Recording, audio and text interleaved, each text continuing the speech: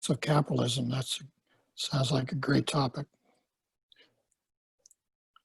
So, and Blair also has a very interesting topic, what, on energy and institutions?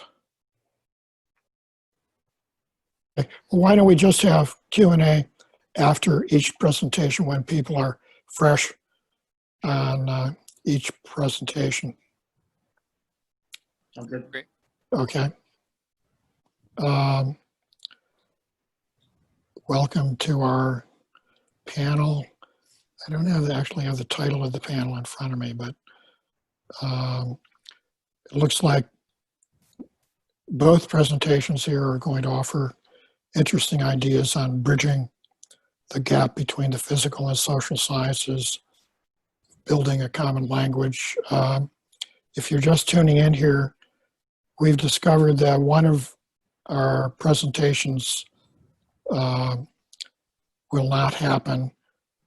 That was the one by Shimshan Bickler and Jonathan Nitzen with the interesting title, Going Through Sabotage. So we will be skipping that one, and we'll start with Blair Fix, who's hails from York University in Toronto and is currently an independent researcher.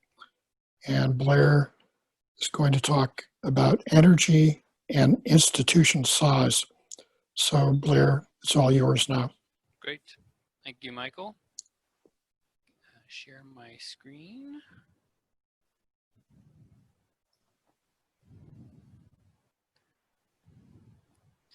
So just double check that you guys can see my screen. Yes. Okay. Yes, we can. Okay, great. So I'm going to be talking about energy and institution size. So let's get things started with a beautiful quote from the anthropologist Leslie White about 70 years ago now. He said, "Culture is a kind of behavior, and behavior, whether man, mule, plant, comet, or molecule, may be treated as a manifestation of energy." And I'm sure many of us know that this is broadly true, that energy is the basis of all life, and so it's obviously the basis of human society. But beyond kind of a general statement about that, it's hard to make specific predictions. And so one of the things that I do in my research is try to understand how culture, broadly understood, relates to changes in energy consumption. And today I'm going to show you some of the evidence. I'm going to show you how institutions change in size as energy changes. And I'll first bombard you with some evidence that shows you that this is a fact, and then I'm going to show you my explanation for why I think this relation exists. So why do institutions get larger? It's a fact of life. I think any of you who've been alive for more than a couple decades can see that firms and governments often tend to get larger with time. And so I want to understand why this is. So this is just briefly, I'm going to summarize the evidence that I'm going to show you. I'm going to show you that as energy use per capita increases, four things happen. First, self-employment declines. Fewer people are self-employed. The employment share of large firms increases. So big firms get bigger. 3, average firm size increases. So on average, all firms are getting larger. And 4, governments get bigger. The government share of employment increases. So I'm going to show you the evidence for this on 3 levels, actually. So let's jump into the evidence. We'll start with international data. So this is a plot. Let me explain what is going on here. On the bottom, we have energy use per capita in gigajoules on the x-axis. On the y-axis, we have the self-employment share of total employment. So up here at 100, that's everybody is self-employed. Down here at 1% of the population is self-employed. Now, each squiggly line here is the path through time of a country. And the dots are countries where there's only one observation. So what you're seeing here is international data that shows that as energy use increases, the self-employment rate basically collapses. So up here are countries like Ethiopia, Bangladesh, use very little energy and almost everybody's self-employed. Down here, I think this is Qatar. So self-employment collapses as energy use increases. Now the flip side of that is large firms. So this again is international data. On the x-axis is energy use per capita. And on the vertical axis is the share of employment held by the 25 largest corporations. And so what happens is that energy use increases, these top 25 firms get larger. So they share, employ a larger percentage of the population. So down here, again, I think this is Bangladesh, and up here are all the industrialized countries. So large firms get larger as energy use increases.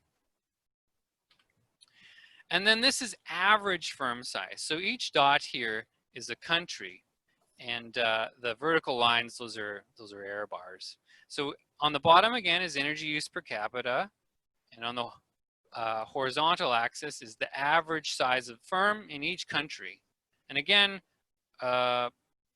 firms get larger as energy use increases on average. And then last, government. So again, energy use per capita on the horizontal axis, and the employment share of government now on the vertical axis. And so governments are getting larger on average as energy use increases, although the trend is kind of messy. And then note here, I'll be talking about these countries later in the talk, but you can probably guess these are actually former Soviet bloc nations. And what's happening is they are collapsing. So I will talk about this more later in the talk, but we can see basically that these Soviet bloc countries, the government collapsed and energy use collapsed as well. So government, to summarize, is getting larger as energy use increases. So that was the international data. I'm going to show you US data. And the reason I focus on the US is basically because it's got the deepest data. We can go back more than a century in US history and plot the trend in firm size. So we'll start again with self-employment. So this blue curve here is the self-employment rate. But notice that and the axis is on the left, and I've flipped it just so that I can show the correlation with energy. So as we move up this axis now, self-employment is declining. The self-employment rate is declining. And then this is over time here. And then the gray is energy use per capita. So no surprise here, energy use grew for most of the 20th century, but then peaked in late 1960s, early 1970s, and has been basically constant ever since. And so has the self-employment rate. So a pretty good correlation there. This is the employment share now in blue. This is the employment share of the largest 200 corporations. And that's on the left axis. And it goes back to 1950, that data. And I plotted it against the energy use per capita again. So what's interesting is then this massive growth in the 50s and then plateau basically over the last 40 years or give or take. And the plateau happens at the same time for energy as it does for these large firms. Now this is average firm size in blue. Now here we have 120, almost 130 years of data, and the correlation is really tight. So as energy use increases, the average size of firms is growing. And the plateau again happens almost identically with energy. We have a bit of a disconnect over the last 10, 15 years. I'm not sure if that's something significant or I don't necessarily trust the data enough to say that this is something different going on, but we can see as the future unfolds. And then this is government. So we have here in blue the government share of employment. So that's all government, federal, local, state. And I've excluded World War II here in the regression, just because there's obviously this huge spike in World War II. But again, growth over most of the century in both government share and employment, or sorry, government share of employment and energy use per capita, and then a plateau. And so what's interesting is that many of us, I didn't live through this era, but if you did, you were probably aware of the politics that were going on, but maybe you didn't know about, or maybe you did since you're at this conference, but many people I suspect had no idea that this was connected. The politics were somehow connected with energy consumption. And we can keep going, actually. At basically every level of analysis, there's a correlation between energy and firm size. So I'm going to show you how this will add US sectors to the graph. And what's interesting about US sectors is you get into the really energy intense manufacturing sectors, and they have, first of all, huge energy use, but huge firms. So let's again start with self-employment. Now let's summarize this data. The red data is the original international data that I showed you. So again, this is the self-employment rate on the y-axis and the energy use per person on the horizontal axis. So that's the international data. This green curve here is the US as a whole. The teal or blue here, that's US industry. So that's industry includes construction and manufacturing. And then these little purple dots and lines are sectors in US manufacturing. So what's interesting is that adding this extra data extends the trend. So down here, for instance, the most energy intense sector, and I'm sorry I didn't label it, this dot way over here, is petroleum refining. Now, refineries are enormous. They use an enormous amount of energy, and it's no surprise that there are very few people running self-employed refineries. So the self-employed rate, employment rate in the oil refinery business is basically non-existent. But what is interesting here is this subsector data extends the trend. The same is true of employment share of large firms. So I've plotted here the employment share of, I believe, the largest 200 firms. So the red is the international data. Green, that's the US history, all of the US. Blue is US industry, and then these purple dots are US manufacturing subsectors. And they're all very energy intensive, so they're way up here in energy use, and they're also extremely concentrated. These large firms, in some cases, have almost 100% employment share. So that again continues the trend. And then this is average firm size. So again, red is average firm size versus energy use for countries of the world. The green is the trend in the US. Up here, blue is US industry, and then the purple is manufacturing sectors. So I know that there's not much of a correlation within US manufacturing sectors, but what's interesting is when you add them to all of the other data, the correlation actually gets better. There's a better correlation between average firm size and energy use per person / per worker. So basically at every level of analysis, we see this trend, institutions getting larger with energy use. And we can actually describe this mathematically. So I've showed you different pictures of what's going on, but here's basically the unified picture, which is this. Firm size, to a rough degree, follows a power law distribution. So what I've shown here is on the bottom is firm size, and I've used a log scale. So starting at a firm of 1, going up to a firm size of 1,000. And then the vertical axis shows you the density, basically how many of each size of firms there are. And if you know about the mathematics of power laws, you know that when you plot a power law distribution on a log-log scale like this, you get basically a straight line. You would get a perfect straight line if it was a perfect power law distribution.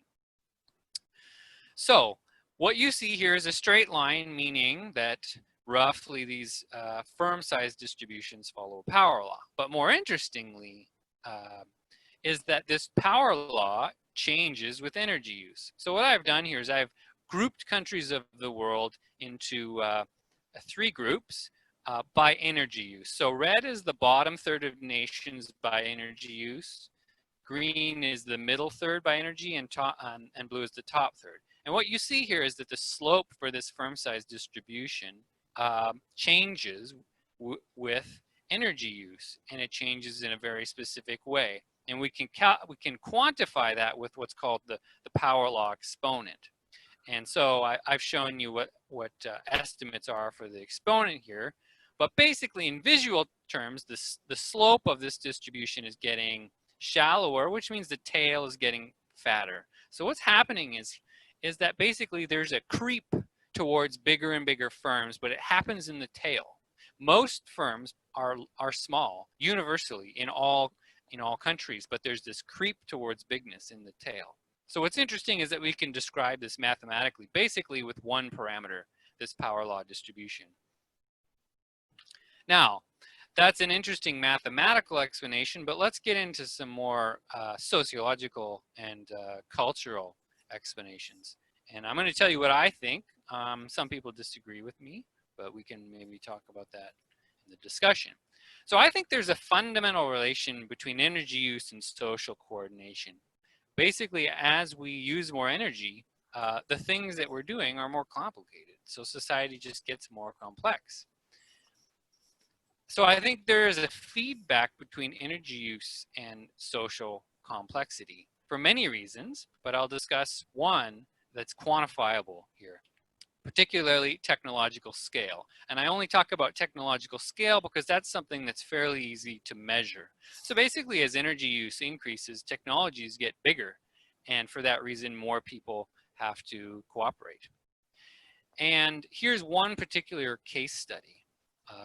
I'm going to show you how the size of power plants basically have changed over the last century. So just to kind of qualify things and give you a picture of what's going on the left here is a hydroelectric plant in Wisconsin in 1882, probably one of the first ever built. It had a capacity of 12.5 kilowatts. And on the right here is the Three Gorges Dam, finished in 2003 in China. It has a capacity of 22 million kilowatt hours, or kilowatts, sorry. So a million times larger, basically. So an enormous increase in the size of technologies.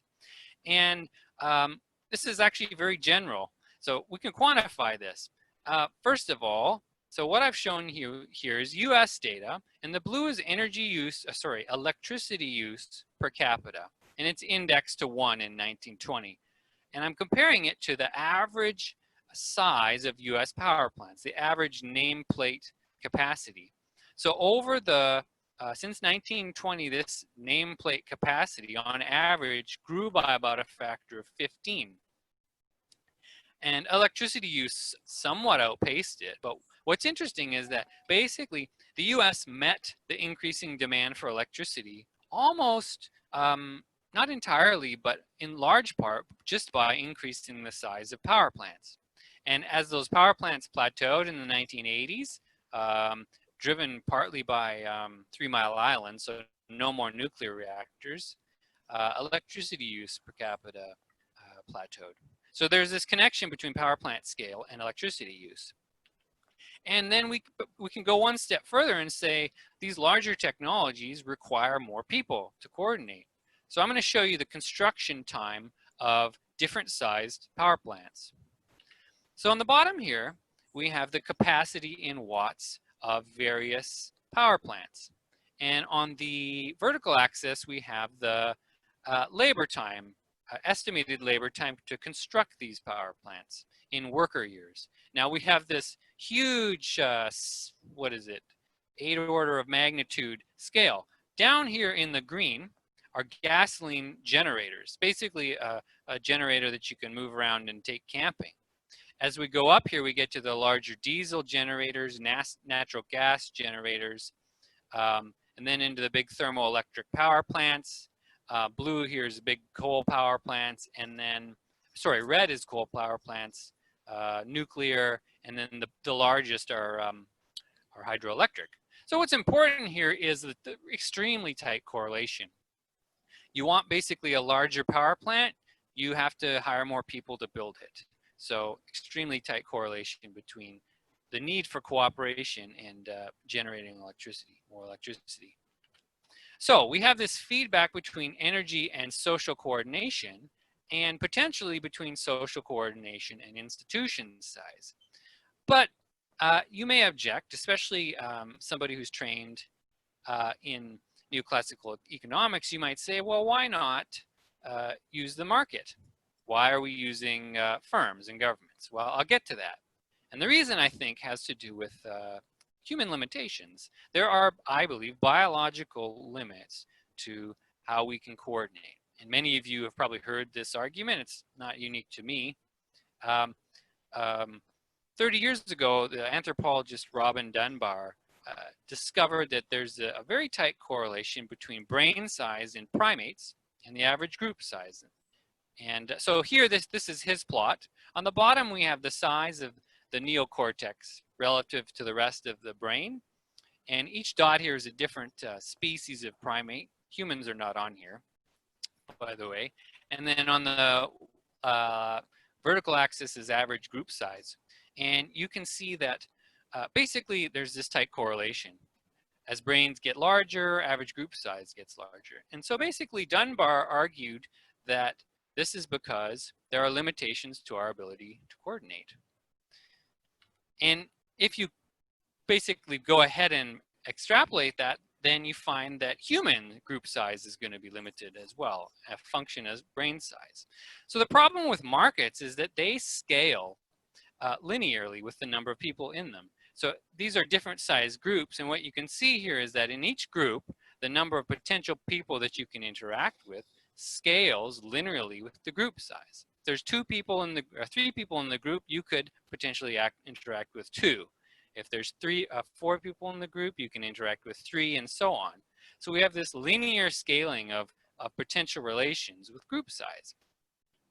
Hierarchy, though, doesn't have this problem. If you're in a hierarchy, if you're this blue person in the hierarchy, you only have to interact with your superior and your subordinates. So you're interacting with 3 people in this particular hierarchy. And that's true regardless of the size of the hierarchy. So this is something that Peter Turchin has pointed out. I'm taking this argument from him, that what hierarchy does is it allows group size to grow independently of the number of relations that each individual person has to have. And I think that's a powerful tool.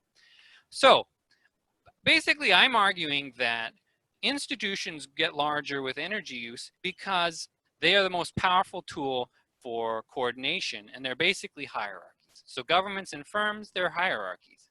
So now I'm going to show you that there's actually evidence that this is in fact true, that as energy use grows, so does hierarchy.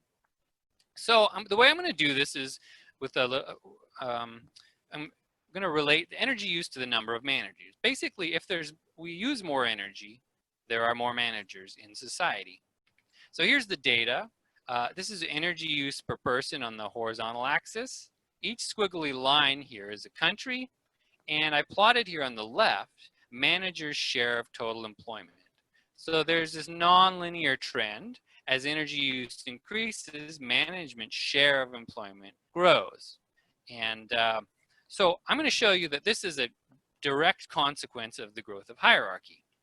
Now, I can't go into the details of this model, but we perhaps can get into it in the questions. But I have developed a model of hierarchy that basically looks like this.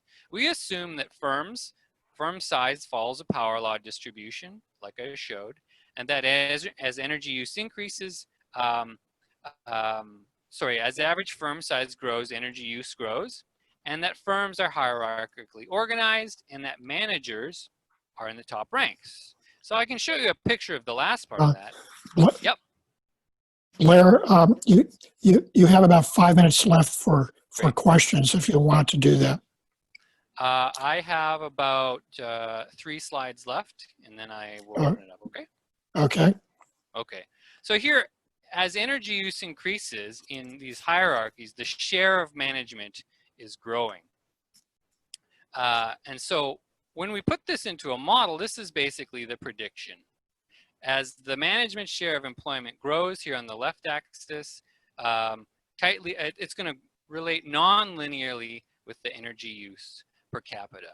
So that's the prediction of the model, and it agrees quite strongly here with the black dots. That's the empirical data. Now, just very briefly, a note on causation. Can we tie causation down? Well, hard to do, but we have at least one case study where I think causation runs one way. So I alluded to this earlier in the talk. These are the former Soviet bloc nations, and what we're seeing here is them collapsing from 1990 till 2010. And so this is the government share of employment on the vertical axis and energy use per capita on the horizontal axis.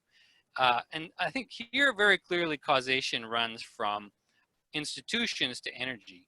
There was a political collapse basically, and that led to an energy collapse. There was no worldwide shortage. So, conclusions. In very general terms, we know just from the laws of thermodynamics that culture has to relate to energy use. But beyond general statements like from Leslie White, it's actually difficult to make predictions. But what I do is look at the empirical data. And when we do that, there's very clear signs that energy, at least for that culture, at least when it comes to institution size, is related to energy use. Thank you. Thank you, Blair. If any of the participants would like to offer questions, just speak up here.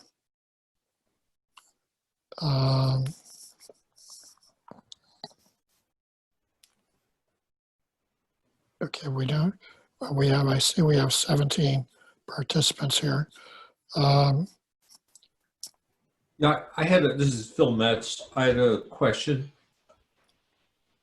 Please go ahead. Yeah, in doing this, how do you know that, it's kind of a causation rather than a correlation? Especially how do you know that the outcome is not related to just sort of overall prosperity and, energy is just kind of correlated with that? Well, we don't know, first of all. Everything remains at the level of correlation, invariably in social sciences. But we can draw inferences and try to find other, what I've tried to do here is tie many types of data together to draw an inference. But you're right, everything remains at the level of correlation, and there's really no way around that. But things like prosperity and energy use are kind of inseparable in my mind, and that almost stems from thermodynamic laws. But I purposely stay away from relating things to, say, for instance, real GDP, because I'm quite skeptical of that metric. Yeah.